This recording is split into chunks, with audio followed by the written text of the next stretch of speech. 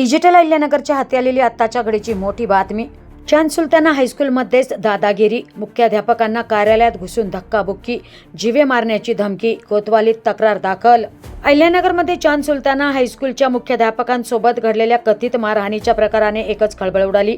मुख्याध्यापक शेख मोहम्मद समी इमाम यांनी कोतवाली पोलीस ठाण्यात दिलेल्या तक्रारीनुसार दिनांक 14 ऑगस्ट रोजी सकाळी 10:30 वाजण्याच्या सुमारास ते शाळेतील कार्यालयात काम करत असताना मुशाहिद लियाकत शेख, शेख अकील लियाकत कुरेशी, मुजाहिद बाबूलाल उर्फ भा कुरेशी, शेख नवेद सुलेमान यांच्यासह 3 ते 4 अनोळखी व्यक्ती कार्यालयात आले। यावेळी मुशाहिद लियाकत याने मुख्याध्यापकांना निलंबित केल्याचे सांगत कार्यालयातून निघून जाण्यास सांगितल्याचा आरोप तक्रारीत करण्यात आलाय। मात्र निलंबनाचा अधिकार नसल्याचे मुख्याध्यापकांनी सांगितल्यानंतर वाद वाढला। तक्रारीनुसार आरोपींनी दमदाटी करत खुर्चीवरून उठण्यास सांगितले। नकार दिल्यानंतर मुशाहिद शेख याने धक्काबुक्की केल्याचा आरोप आहे। त्यानंतर शेख अकील लियाकत कुरेशी, मुजाहिद आणि शेख नवेद सुलेमान यांच्यासह इतरांनी शिवीगाळ करत जीवे मारण्याचे धमकी दिल्याचे तक्रारीत नमूद केले आहे। प्रकार वाढल्यानंतर मुख्याध्यापकांनी डायल 112 वर कॉल केला।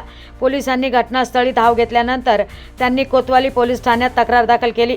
या प्रकारामुळे शाळा प्रशासनात आणि परिसरात खळबळ उडाली असून शाळेच्या कार्यालयातच मुख्याध्यापकांना दमदाटी आणि मारहाणीचा कथित प्रकार नेमका कशामुळे घडला, यामागे निलंबनाचा वाद की आणखी काही कारण याची चर्चा सुरू आहे। दरम्यान तक्रारीतील आरोपांची पोलिसांकडून चौकशी होणार असून पुढील कारवाईकडे आता सर्वांचंच लक्ष लागलंय।